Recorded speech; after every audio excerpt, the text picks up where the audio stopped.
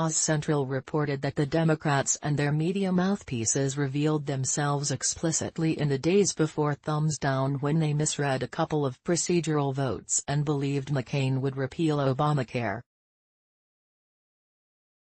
That John McCain wasn't a war hero and maverick.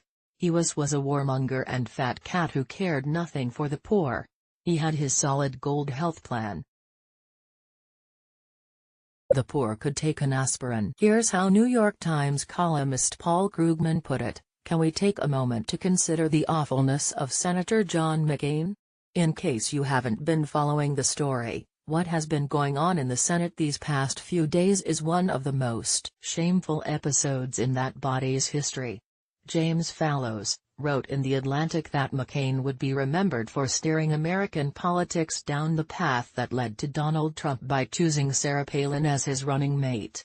The Los Angeles Times editorialized, "It's hard to ignore the irony of Senator John McCain returning to Washington from cranial surgery at the Mayo Clinic just to keep alive a bill that would make health insurance unaffordable to millions of Americans." Fox News just hired Brazile as a paid pundit. Watch the video. From Breitbart. Former interim Democratic National Committee Chair Donna Brazile was full of posthumous praise for the late senator. John McCain, Oz. On Wednesday's edition of Fox News Special Report with Brett Baier, the context was President Trump's renewed criticism of McCain after a newly released deposition showed how deeply McCain was involved in the fraudulent Russia dossier that has been used to attack the administration and divide the nation. Brazile, who Fox News recently hired as a contributor, began by criticizing the president for speaking ill of the dead. She then continued, "John McCain leaves a legacy. He leaves a legacy of sacrifice. John McCain should be honored for his service. It is heartwarming to read tributes to McCain from people who ignored his heroism and sacrifice and smeared his character when he ran against Barack Obama and, later, criticized him as president.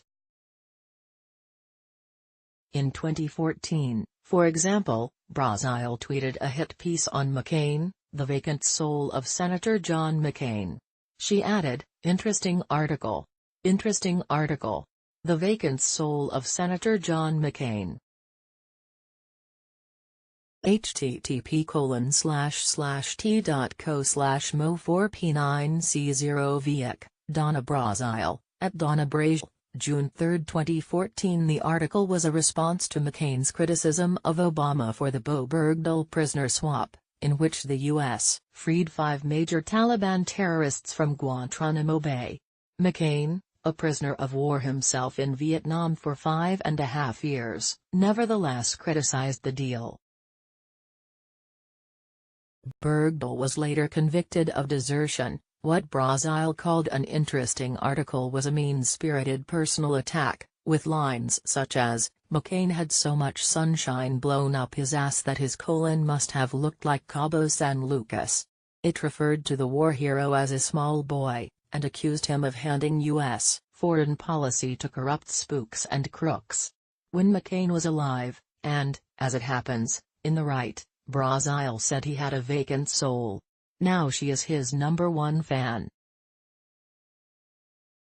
The media do not love McCain for his service, which many did their best to ignore. No, the media love him as a foil to other Republicans, a role he has relished playing from the time he was the maverick alternative to George W. Bush during the 2000 Republican primary. They hated him when he was an effective critic of Obama's foreign policy. They loved him again when he feuded with Trump in the 2015-6 election. McCain made sure the feud would continue beyond his death. The media loved it, too. Mr. McCain had carefully stage-managed a 4-day celebration of his life, but what was also an unmistakable rebuke to President Trump and his agenda, the New York Times wrote. At the time, Trump swallowed his pride. Now that he is talking about McCain again, the last people to criticize the president should be those, like Donna Brazile, who trashed him while he was living, and when it mattered,